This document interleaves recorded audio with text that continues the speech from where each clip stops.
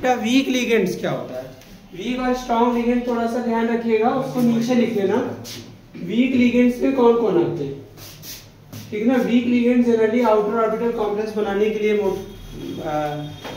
उसको central atom को तैयार करते हैं। तो वीक लिगेंड्स क्या है, जैसे आपके सारे हैलोजेंस हो गए, मतलब F minus Cl minus Br minus I minus OH minus H2O minus HCl minus, आएगी ना वैसे में, ये आपके क्या हो गए C2O4 2 माइनस, these are considered as weak ligands, याद रखिएगा। फिर जो है, फिर क्या बात करते हैं हम, स्ट्रॉन्ग लिगेंड्स। कौन सा? Strong ligands. इनकी पावर याद करने के लिए मैंने YouTube पर एक शॉर्ट डाल रखा है, स्पेक्ट्रोकेमिकल सीरीज, उसको याद कर लेना, कैसे याद करते हैं उसको देख करके, ठीक है ना। आज शॉर्ट याद कर लेना, तो वो सारे मतलब इंक्रीजिंग ऑर्डर ऑफ में लग जाएंगे। स्पेक्ट्रोकेमिकल सीरीज देखना, हाँ शॉर्ट्स मेरे उसमें जाके देखना, शॉर्ट्स स्पेक्ट्रोकेमिकल सीरीज को लर्न करने का तरीका। अच्छा, स्ट्रॉन्ग लिगेंड्स कौन कौन से बेटा? NH3, ठीक है ना, NCS माइनस और आपका CO NO, ठीक है ना, और Cl माइनस इन, ठीक है ना, EDTA4 माइनस, ये आपके स्ट्रॉन्ग लिगेंड्स आते हैं। एक काम करिए बेटा, एक टेबल बना लीजिए आप। क्या बना ले? एक टेबल बना लो। उस टेबल में क्या कर लीजिए, थोड़ा सा इंफॉर्मेशन लिख कर लीजिए, जो मैं बना रहा हूँ मेरे साथ बनाना। यहाँ पे कोऑर्डिनेशन नंबर आप आइडेंटिफाई कर लोगे आसानी से, और नंबर ऑफ हाइब्रिड ऑर्बिटल, ये टेबल नीचे बना लेना, नंबर ऑफ हाइब्रिड ऑर्बिटल। फिर उसके बाद आप हाइब्रिडाइजेशन बता सकते हो इसका, क्या बता सकते हो? हाइब्रिडाइजेशन। इसके बाद क्या बता सकते हैं आप? शेप या ज्योमेट्री, शेप या क्या होगा? ज्योमेट्री। फिर इसके बाद शेप या ज्योमेट्री के बाद ध्यान रखिएगा, यहां पे टाइप ऑफ कॉम्प्लेक्स, और यहाँ पे नेचर ऑफ लिगेंड्स भी लिख देना, तो पूरा मतलब आपका काम हो जाएगा। तो जैसे देखिए, कोऑर्डिनेशन नंबर 4 हो सकता है, 5 5 हो सकता है, 6 6 6 हो सकता है। अगर कोऑर्डिनेशन नंबर 4 है, एक चीज मैं आपको बताऊं, number of hybrid orbital is equal to the, किसके होता है बेटा? Coordination number. ये कहीं फॉर्मूला लिख लो, नंबर ऑफ हाइब्रिड ऑर्बिटल, कितने हाइब्रिड ऑर्बिटल बन रहे हैं, वो कोऑर्डिनेशन नंबर के इक्वल होगा। अच्छा बताइए, यहाँ पे कोऑर्डिनेशन नंबर 4 है, तो हाइब्रिडाइजेशन क्या होगा? 4 4, यहाँ पे 5 5, यहाँ पे 6, और क्या होगा? 6। फिर यहाँ पे हाइब्रिडाइजेशन क्या होगा? देखिए, अगर 4 हाइब्रिड ऑर्बिटल होते हैं, 4, तो कौन कौन सा हाइब्रिडाइजेशन हो सकता है बेटा? sp3, या क्या हो सकता है? dsp2। काउंट कर लीजिए कितने हाइब्रिड ऑर्बिटल, 1 s और 3 p, टोटल मिलाकर कितने हुए? 4। यहाँ पे 1 d 1 s और 2 p, कितने हो गए? 4। अच्छा, तो ये वाला, इसमें कौन सा ऑर्बिटल पार्टिसिपेट कर रहा है बॉन्डिंग में? ns और np। इसमें d पहले है, तो इसमें ns है और np है, इसमें n-1 d है। तो ये वाला बना आउटर ऑर्बिटल कॉम्प्लेक्स, ये वाला बना क्या? अच्छा, जब sp3 हाइब्रिडाइजेशन होता है तो फिक्स होता है, एक टेट्राहेड्रल होता है। क्या होता है? पढ़ते आ रहे हो आप, टेट्राहेड्रल। और जब भी sp2 हाइब्रिडाइजेशन होगा तो क्या होगा पता है? ये आपका स्क्वायर प्लेनर होगा। और टाइप ऑफ कॉम्प्लेक्स क्या होगा? देखिए, यहाँ पे आउटर ऑर्बिटल कॉम्प्लेक्स बनेगा, और यहाँ क्या बनेगा? इनर ऑर्बिटल कॉम्प्लेक्स बनेगा। ये generally outer orbital complex weak ligands के प्रेजेंस में होता है। किसके प्रेजेंस में? इसका मतलब लिगेंड वीक है, और इसका मतलब क्या है? स्ट्रॉन्ग है लिगेंड। अगर इनर ऑर्बिटल बन रहा है तो स्ट्रॉन्ग लिगेंड्स है। यहाँ पे IOOC का फुल फॉर्म लिख लेना, आउटर ऑर्बिटल कॉम्प्लेक्स। इसको क्या बोलते हैं? आउटर ऑर्बिटल कॉम्प्लेक्स को बेटा हाई स्पिन कॉम्प्लेक्स। इसमें नंबर ऑफ अनपेयर्ड इलेक्ट्रॉन की प्रोबेबिलिटी ज्यादा होती है, उसमें पैरामैग्नेटिक बिहेवियर ज्यादा होगा। हाई स्पिन कॉम्प्लेक्स क्या है? High spin complex. ये आपका क्या है? Inner orbital complex. क्या है? Inner orbital complex. इसको क्या बोलते हैं? फुल फॉर्म क्या है? Inner orbital complex. इसको क्या बोलते हैं? लो स्पिन कॉम्प्लेक्स। इसको क्या बोलते हैं बेटा? लो स्पिन कॉम्प्लेक्स बोलते हैं, ठीक है ना। मतलब स्पिन, लो स्पिन का मतलब number of unpaired electron. Spin वाले मतलब स्पिन क्या बताता है? नंबर ऑफ अनपेयर्ड इलेक्ट्रॉन को। लो स्पिन है मतलब नंबर ऑफ अनपेयर्ड इलेक्ट्रॉन क्या है? कम है। इसमें नंबर ऑफ अनपेयर्ड इलेक्ट्रॉन ज्यादा है। अच्छा, यहाँ पे क्या हाइब्रिडाइजेशन हो सकता है बेटा? sp3d। इसका मतलब इसमें क्या पार्टिसिपेट कर रहा है? ns, np और nd ऑर्बिटल, और या d sp3। देखो टोटल 5 ऑर्बिटल बने, एक s, 3p और 1d। Number of total orbitals कितने हो गए? 5। इसका हाइब्रिडाइजेशन क्या होगा जरा बताओ? इसको बोलते हैं ट्राइगोनल बाइपिरामिडल। क्या बोलते हैं? जब sp3 हाइब्रिडाइजेशन होता है pCl5 जैसा होता है, ठीक है ना, तो ट्राइगोनल बाइपिरामिडल होगा ये। और जब भी sp3 हाइब्रिडाइजेशन होगा तो क्या होता है? इसे बोलते हैं बेटा स्क्वायर पिरामिडल। क्या बोलते हैं? स्क्वायर पिरामिडल होता है। अच्छा, इसमें क्या बनेगा? OOC। और इसमें क्या होगा? इसमें कौन सा लिगेंड्स है? वीक लिगेंड्स है। और इसमें क्या है बेटा? स्ट्रॉन्ग लिगेंड्स है। और 6 है जैसे देखो ये, तो sp3d2 और क्या होगा? d2 sp3 hybridisation. sp3d2 क्या होगा आपका? ऑक्टाहेड्रल। ये भी क्या होगा आपका? ऑक्टाहेड्रल। इसे क्या बोलते हैं? Outer orbital complex. इसे क्या बोलते हैं? Inner orbital complex. ये क्या है आपका? Weak ligands. और इधर क्या है आपका? Strong ligands. नोट करते हैं आप? देखिए नेक्स्ट पोस्टुलेट जो है आपका बच्चा यहाँ पे, इफ सेंट्रल एटम दिख रहा है बेटा उसमें, if central atom in complex have unpaired electron, have unpaired electron, complex exhibit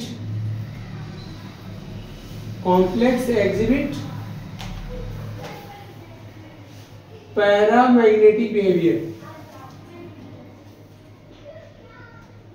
कौन सा बिहेवियर एक्टिवेट करेगा? Paramagnetic behaviour. If central atom in complex have paired electron, क्या होगा? Paired electron. Complex will exhibit diamagnetic nature. Complex will exhibit diamagnetic in nature। वो diamagnetic nature show करेगा बच्चा। समझ आई नहीं बात? क्या शो करेगा? डायमैग्नेटिक। एक चीज और निकाल सकते हैं आप, magnetic movement. Magnetic movement mu equal to क्या होता है अगर आपको निकालना? n इंटू क्या होगा? n+2 bore magneton. Magnetic movement क्या होगा? n इंटू n+2 bm, मतलब बोर मैग्नेटॉन। ये मैग्नेटिक मूवमेंट है। अब बेटा हम एग्जांपल लेते हैं, ठीक है ना। वही शेप, ज्योमेट्री, मैग्नेटिक बिहेवियर बताना है कॉम्प्लेक्स का। तो कॉम्प्लेक्सेस सबसे पहले हम डिस्कस जो करेंगे, कॉम्प्लेक्सेस है कोऑर्डिनेशन नंबर 4। हम उस कॉम्प्लेक्सेस में डिस्कस करते हैं जिसमें कोऑर्डिनेशन नंबर 4 होगा। n क्या होता था? n बेटा है number of unpaired electron. D block में भी पढ़ाया था। नंबर ऑफ क्या है बेटा? Unpaired electron. और ये है बेटा बोर मैग्नेटॉन, ठीक है ना। हाँ, आईडी बात सुनिए, याद रखो इसको, तो मैग्नेटिक मूवमेंट पूछा जाता है, ठीक है ना। तो कॉम्प्लेक्सेस है कोऑर्डिनेशन नंबर 4। अभी मैंने कोऑर्डिनेशन नंबर 4 बताया था, के लिए क्या क्या हो सकता है हाइब्रिडाइजेशन? sp3 हो सकता है या क्या हो सकता है dsp2 हो सकता है। तो sp3 कब होगा बेटा? जब जनरली वीक लिगेंड्स होगा। देखो वीक लिगेंड भी लिखवा है टेबल में। और dsp2 कब होगा? जब ये लगे कि स्ट्रॉन्ग लिगेंड है। इसका मतलब हमें वीक लिगेंड और स्ट्रॉन्ग लिगेंड याद होना चाहिए, जो हमने अलग से लिखवाया वो पता होना चाहिए। तो जब ये चीज आपको हाइब्रिडाइजेशन, मैग्नेटिक बिहेवियर और शेप वगैरह बताना है किसी कॉम्प्लेक्स का, तो शुरुआत कैसे करते हैं? आप प्रेडिक्ट करके तो बता सकते हो ये 90% या 95% तो सही होता है, आएगी नहीं बात में। जैसे NiCl4 है, इस कॉम्प्लेक्स का जो हाइब्रिडाइजेशन है वो क्या है? sp3 है। क्यों है sp3? क्योंकि इसमें जो कोऑर्डिनेशन नंबर है वो क्या है? 4 है। समझ आएगी बात? इसीलिए इसका क्या है, नंबर ऑफ हाइब्रिड ऑर्बिटल होंगे 4। और ये Cl कौन से लिगेंड्स में आता है बेटा? वीक। तो वीक लिगेंड जनरली क्या करेगा? sp3 हाइब्रिडाइजेशन बनाएगा। तो इसका एक तो पता लग गया हाइब्रिडाइजेशन, क्या पता लग गया? लेकिन ये वेरीफाई नहीं हुआ, इसको वेरीफाई करना पड़ता है। ये तो मैंने कहा कि 95% ऐसे तो सही होता है, 5% चांसेस हैं कि मे भी हाइब्रिडाइजेशन कुछ और हो जाए, है कि नहीं? अच्छा, हाइब्रिडाइजेशन sp3 होगा। और जब हाइब्रिडाइजेशन sp3 होगा तो आप शेप बता सकते हो, क्या? टेट्राहेड्रल। क्या है आपका? जैसे आपको कुछ नहीं समझ आ रहा, इतना तो समझ आ रहा है कोऑर्डिनेशन नंबर 4 है, तो इसका हाइब्रिडाइजेशन क्या होना चाहिए? sp3 होना चाहिए टेबल अकॉर्डिंग। और शेप क्या होगा इसका, या ज्योमेट्री क्या होगा? टेट्राहेड्रल होगा। लेकिन आप मैग्नेटिक बिहेवियर नहीं बता सकते जब तक इसका आप आगे वाला सारा काम नहीं करोगे। समझ आएगी नहीं बात?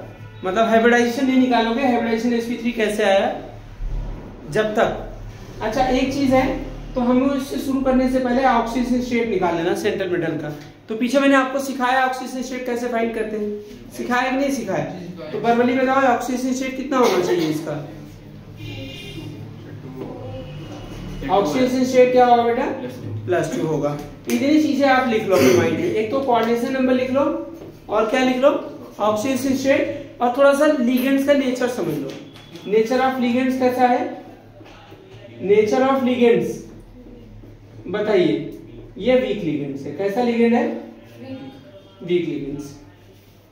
ये 3 चीजें आप कर लो आइडेंटिफाई। वीक करोगे तभी तो पता लगेगा आपका हाइब्रिडाइजेशन। तो ये तो अभी आगे भी निकल आएगा कैसे हुआ, ठीक है ना? और ठीक है, बोलो 3 चीजें हमें पता लग गई। इसमें किसी को डाउट हो तो बताना। अब शुरुआत करते हैं बेटा। Ni है, Ni का एटॉमिक नंबर आपको क्वेश्चन में दिया रहेगा 28। पहले आप जो सेंट्रल मेटल है ना उसका एटॉमिक स्टेट में इलेक्ट्रॉनिक कॉन्फ़िगरेशन कर लो। क्या कर लो? एटॉमिक स्टेट में उसका कॉन्फ़िगरेशन कर लो। समझ आएगी नहीं बात? क्या कर लो बेटा? एटॉमिक स्टेट में उसका कॉन्फ़िगरेशन कर लो, ठीक है ना?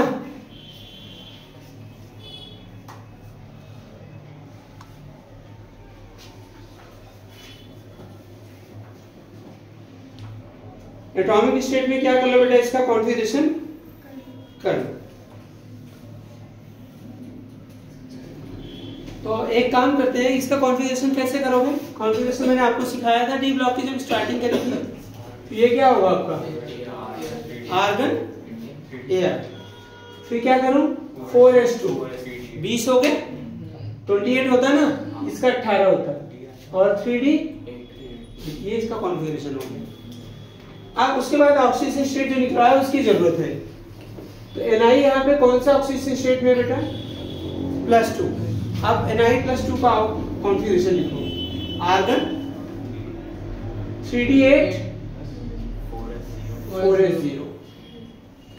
4s क्या है? 0। और ये बताइए इधर 4p 0 था? 4p तो खाली था ना आगे। खाली वाले आप लिखो मत लिखो, जितनी मर्जी इतनी लिख लो, कोई दिक्कत नहीं है, आएगी ना यू कैन राइट। अब मुझे बताइए यहाँ पे क्या है? कितने ऑर्बिटल है? डी में कितने ऑर्बिटल होते हैं? 1 2 3 4 5 ऑर्बिटल होते हैं ना। 1 2 3 4 5 6 7 8। और यहाँ पे 2 और 4p 0 खाली है। अभी क्या हुआ? 5 है। 1 2 3 4। डी में तो 5 ही है ना, तो 3 तो क्या थे? पेयर्ड और 2 क्या थे अनपेयर्ड। और क्या था 4s, ये सेंट्रल एटम था आपका। क्या था ये निकल का सेंट्रल एटम +2 ऑक्सीडेशन स्टेट में हो गया। अब हमने ये बताया था कि जो सेंट्रल एटम, जब वैलेंस बॉन्ड थ्योरी मैंने पढ़ाया आपको पोस्टुलेट्स, कुछ आज पढ़ाया पोस्टुलेट्स, कुछ प्रीवियस लेक्चर में पढ़ाया था, तो उसमें ये है कि हमने क्या बताया कि जो सेंट्रल एटम का वैकेंट ऑर्बिटल है, कौन ऑर्बिटल, वैकेंट खाली ऑर्बिटल, वो क्या करता है हाइब्रिड ऑर्बिटल बनाता है। क्या बनाता है हाइब्रिड ऑर्बिटल बनाता है। आएगी नहीं बात में, हाइब्रिड ऑर्बिटल बनाता है। तो क्यों बनाता है हाइब्रिड ऑर्बिटल, इसका रीजन मैंने बताया, क्योंकि जो हाइब्रिड ऑर्बिटल के थ्रू बॉन्ड बनता है वो ज्यादा स्ट्रॉन्गर होता है और इफेक्टिव होता है। क्या होता है इफेक्टिव। आप यहाँ पे एक काम करिए, अगर यहाँ पे स्ट्रॉन्ग लिगेंड्स होता है इस कॉम्प्लेक्स में, क्या होता है, तो जो अनपेयर्ड इलेक्ट्रॉन होते हैं वो पेयर्ड हो जाते हैं, मतलब वो क्या करता है पेयरिंग कॉज करता है। हमने बताया कि जब स्ट्रॉन्ग लिगेंड्स होगा तो क्या होगा, नंबर ऑफ अनपेयर्ड इलेक्ट्रॉन कम होते हैं, और जब वीक लिगेंड्स होता है तो नंबर ऑफ अनपेयर्ड इलेक्ट्रॉन ज्यादा। अच्छा, अगर यहाँ पे स्ट्रॉन्ग लिगेंड्स होता है तो ये इलेक्ट्रॉन कहाँ चला जाता है, यहाँ पे, मतलब पेयरिंग हो जाती है इसकी, तो नंबर ऑफ अनपेयर्ड इलेक्ट्रॉन क्या हो जाता है 0। लेकिन ये वीक लिगेंड्स है तो ये क्या करा पाएगा, पेयरिंग नहीं करा पाएगा। क्या नहीं करा पाएगा, पेयरिंग। तो ये तो रहेगा अनपेयर्ड। मतलब आप देखिए आप कितने अनपेयर्ड इलेक्ट्रॉन है, 2 अनपेयर्ड इलेक्ट्रॉन। अगर स्ट्रॉन्ग लिगेंड्स होता तो एक भी अनपेयर्ड इलेक्ट्रॉन है, तो ये ऐसे ही रहेगा फिर। तो अब क्या चाहिए, सेंट्रल एटम को ये देख के हमें पता लगा कि सेंट्रल एटम का कोऑर्डिनेशन नंबर 4 है, तो इसको 4 वैकेंट ऑर्बिटल क्या बनाने हैं, 4 वैकेंट हाइब्रिड ऑर्बिटल बनाने हैं। आएगी ना बस में, क्यों बनाने हैं 4, क्योंकि ये जो लिगेंड्स होते हैं pair of electron central atom को डोनेट करते हैं। क्या करते हैं, क्या करते हैं, पेयर ऑफ इलेक्ट्रॉन डोनेट करते हैं। किसको करते हैं, सेंट्रल एटम को रखने के लिए क्या होना चाहिए, वैकेंट ऑर्बिटल होने चाहिए। कौन से होने चाहिए, वैकेंट होने चाहिए। तो क्या होगा, तो ये क्या करते हैं, ये बना लेते हैं। वैकेंट तो 4 है इसके दिख रहे हैं, लेकिन अलग अलग है, तो ये ज्यादा इफेक्टिव नहीं। तो ये क्या कर लेते हैं, कंबाइन हो जाते हैं। 1s और 3p ऑर्बिटल कंबाइन हो गए तो कौन सा हाइब्रिडाइजेशन हो गया, जरा बताइए कौन सा हाइब्रिडाइजेशन हो गया, sp3 हाइब्रिडाइजेशन हो गया।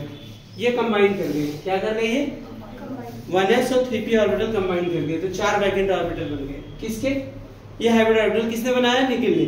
और ये एज जैसे कॉपी होके आता है नीचे, यहाँ पे 2, यहाँ पे 2, यहाँ पे 2, यहाँ 1, यहाँ 1। आई ना बात समझ, यहाँ इलेक्ट्रॉन, यहाँ इलेक्ट्रॉन, यहाँ इलेक्ट्रॉन, यहाँ इलेक्ट्रॉन। ये कहाँ से है, इस इलेक्ट्रॉन को ये आ रहे बेटा Cl से। कहाँ से आ रहे, Cl क्या है, हम शुरू से पढ़ा रहे हैं आपको, जो लिगेंड्स होते हैं लुईस बेस कवर करते हैं। पेयर ऑफ इलेक्ट्रॉन किसको देते हैं, सेंट्रल एटम को।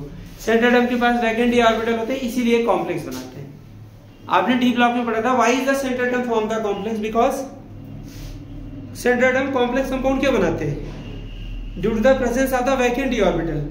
वैकेंट ऑर्बिटल है ना इसमें, हाँ, तो इसलिए क्या, हाँ आइए बस में। तो ये देखिए ये बन गया हाइब्रिडाइजेशन, तो हमें पता लग गया इसमें हाइब्रिडाइजेशन कौन सा है। अब हम यहाँ पे एकदम फुल प्रूफ हो गए कि हाइब्रिडाइजेशन इसका यही है जो हमने पहले प्रेडिक्ट किया था। हाइब्रिडाइजेशन क्या है बताइए, और शेप क्या है इसका, शेप इसका क्या है, टेट्राहेड्रल। और सुनिए, और ऑक्सीडेशन स्टेट तो हो गया था। मैग्नेटिक बिहेवियर बताइए, मैग्नेटिक बिहेवियर बताइए। मैंने लास्ट पॉइंट पे लिखवाया था, अगर सेंट्रल एटम में अगर अनपेयर्ड इलेक्ट्रॉन्स हैं तो क्या होगा, क्या होगा, पैरामैग्नेटिक होगा। क्या होगा, पैरामैग्नेटिक। अगर पेयर्ड है तो क्या है, ये जो बनेंगे तो पेयर्ड ही होंगे, इनका तो देखो, इधर का देखो, तो ये होगा आपका पैरामैग्नेटिक। क्या हो गया, पैरामैग्नेटिक। समझ में आया कि नहीं आया, ये पैरामैग्नेटिक हो गया।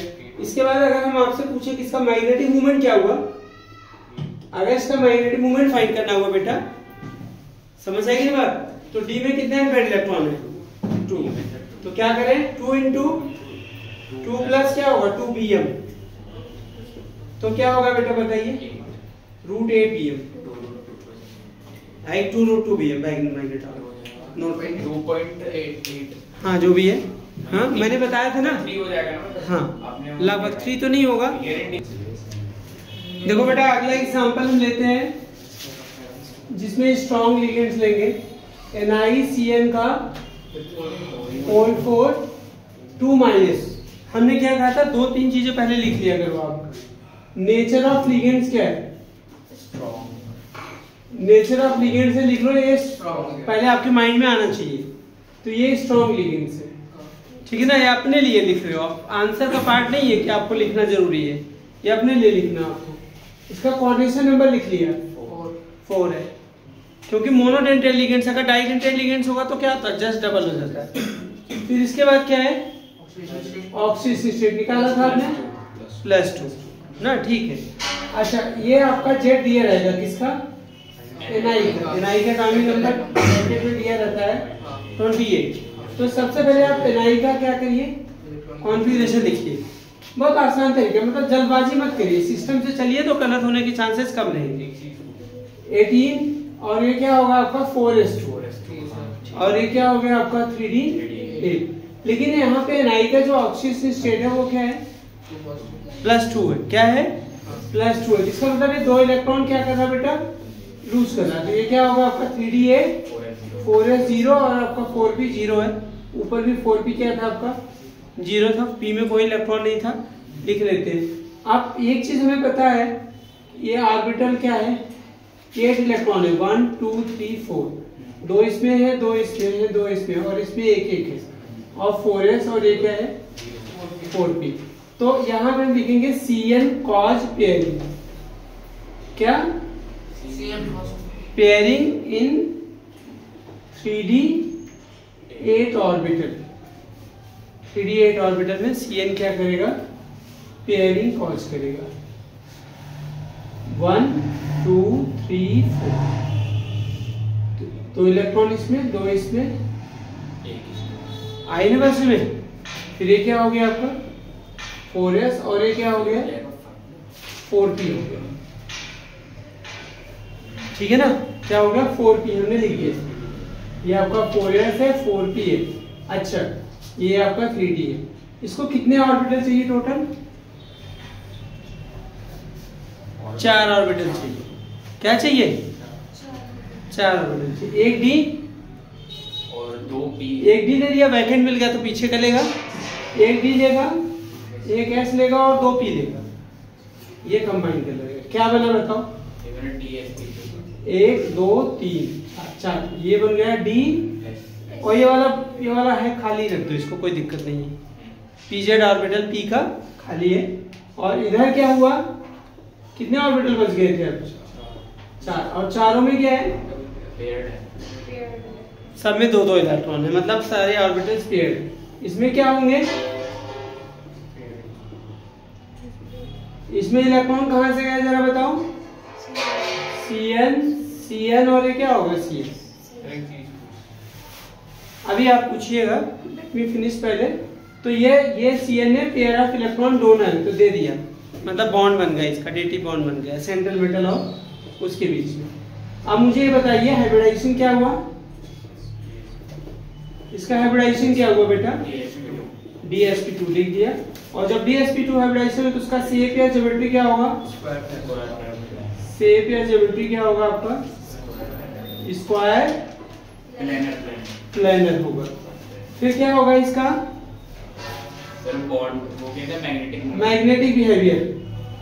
क्या बेटा, मैग्नेटिक बिहेवियर, मैग्नेटिक नेचर क्या होगा इसका, ये होगा आपका डायमैग्नेटिक। क्या होगा, डायमैग्नेटिक। आई ना बात से में, ये होगा डायमैग्नेटिक। और मैग्नेटिक मूवमेंट 0 होगा। क्या होगा, मैग्नेटिक मूवमेंट ये होगा 0। अब अगला जो एग्जांपल है वो आपको करना है NiCO4 में करना है। अब आप डाउट लेते हैं आपका पहले, फिर आगे बढ़ते हैं। मैं बता रहा हूँ, देखो इसको, NiCO4 में Ni का ऑक्सीडेशन स्टेट क्या है बताइए, 0। कोऑर्डिनेशन नंबर क्या है, 4। नेचर ऑफ लिगेंड्स क्या है, strong. Nature of ligands strong, strong. Nature of ligands strong. इतनी बात हो गई पूरी। अब हमने क्या किया, देखो कहाँ गलती हो रही है। अभी तुक्के से आपका आंसर सही हो गया तो इसका मतलब आप मेथड भी देखना कि आपका मेथड सही था कि नहीं। ये क्या हुआ, आर्गन 18 और ये क्या होगा, और ये क्या होगा 4s2 और ये क्या हो गया 4p0। आई बात सुने। तो यहाँ पे क्या हुआ 1 2 3 4 4s 1 2 3 1 2 3। इसमें कितने इलेक्ट्रॉन है, 8 है और इसमें कितने 2। तो CO क्या है, CO इज स्ट्रॉन्ग लिगेंड्स, क्या करेगा कॉज पेयरिंग, क्या कॉज करेगा पेयरिंग। तो ये जो 4s इलेक्ट्रॉन है कहाँ जाएगा सर, इसमें चला जाएगा, इसमें चला जाएगा। 4s का इलेक्ट्रॉन कहाँ जाएगा, क्योंकि बाहर का इलेक्ट्रॉन अंदर जाता है ना। ये तो पेयर था ही, एक इलेक्ट्रॉन निकल गया इसके साथ गया पेयर, दूसरा निकल गया इसके साथ चला गया। अब देखिए स्ट्रॉन्ग फ्री लिगेंड तो है, लेकिन अब डी ऑर्बिटल बच ही नहीं रहा वैकेंट हाइब्रिडाइजेशन के लिए। तो अब इसके बाद मजबूरी है कहाँ जाने के लिए, एस और पी के साथ। तो देखो स्ट्रॉन्ग लिगेंड्स होने के बावजूद भी इसमें हाइब्रिडाइजेशन क्या है, sp3 है। तो ये केसेस क्या हो गए बताइए, एक्सेप्शनल हो गए ना।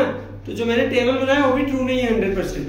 मतलब जानते हो इसका मतलब जो बैलेंस बॉन्ड थ्योरी है ये स्ट्रॉन्ग और वीक लिगेंड को डिफरेंशिएट नहीं करता। वो तो हम अपने कन्वीनियंस के लिए ऐसा कर रहे हैं।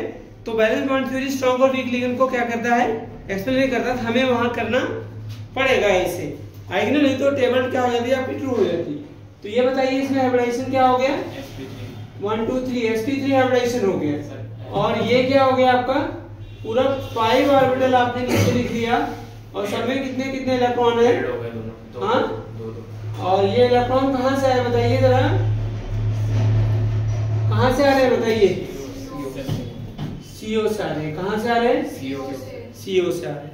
आई बात समझ नहीं आई, ये ध्यान रखिएगा, ठीक है ना। क्लियर हुआ कि नहीं क्लियर हुआ, CO से आ गया हाइब्रिडाइजेशन इसका ठीक। अच्छा अब लिख लो इसका आंसर, हाइब्रिडाइजेशन कितना हुआ, हाइब्रिडाइजेशन इसका sp3 हुआ। और शेप क्या हुआ, शेप इसका फिर टेट्राहेड्रल होगा, शेप है ज्योमेट्री। और मैग्नेटिक बिहेवियर क्या होगा इसका, मैग्नेटिक बिहेवियर होगा आपका ये डाई मैग्नेटिक, क्या है डाई है, ठीक है ना। और सुनो, और मैग्नेटिक मूवमेंट क्या हो जाएगा, मैग्नेटिक मूवमेंट 0 हो जाएगा, क्योंकि नंबर ऑफ अनपेयर्ड इलेक्ट्रॉन क्या है 0, इसीलिए। हाँ सर इसमें तो गलत होने के मैक्सिमम